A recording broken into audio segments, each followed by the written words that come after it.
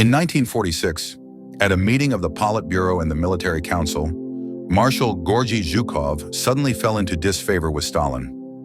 The leader accused the famed commander of appropriating to himself the development of operations to which he had nothing to do. The irony of the situation was that such accusations came from the mouth of Stalin, whose mediocre leadership led to disaster at the beginning of the Great Patriotic War. The consequences of disgrace did not take long. Marshal was demoted from commander-in-chief to commander of the Odessa military district. In the coming days, Zhukov went to his new place of service, taking with him all his property, including 2 cars. One of them, a luxurious Mercedes-Benz, which, according to popular rumors, previously belonged to Joseph Goebbels himself. However, an unpleasant surprise awaited the marshal in post-war Odessa. The crime rate in the city was so high that the prestigious car was almost immediately stolen. Zhukov was simply furious. He immediately punished not only his subordinate officers, but also party figures who did not report directly to him, demanding to urgently deal with the local criminal authorities. The situation with law and order in Odessa left much to be desired. The local police had only a few dozen officers. Their number did not even reach 100. With such a limited number of officers, they were physically unable to provide a proper level of security. The real power in the city belonged to criminal authorities.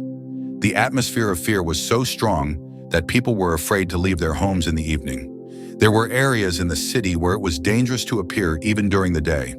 Of particular concern were the abandoned quarries, an area where even the police dared not enter.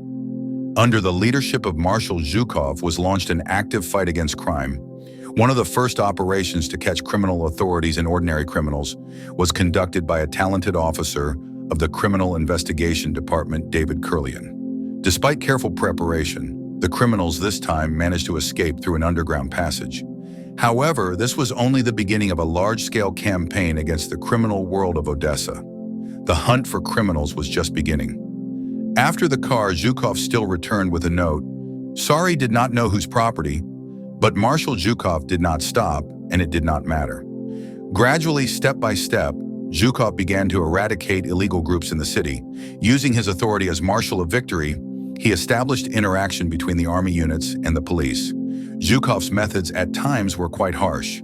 So appeared an urban legend about the Operation Masquerade. Allegedly, the staff dressed up in rich clothes to go out into the city and catch criminals on the live. But in fact, there was no Operation Masquerade. Everyone acted coherently, and everyone obeyed the commander's orders without question. In 1947, the city finally breathed a sigh of relief. Zhukov transferred to the Ural military district, and the glory of the winner again belonged to him. However, despite all his merits, during the dictatorship of Stalin, Zhukov was never able to return to his former high positions.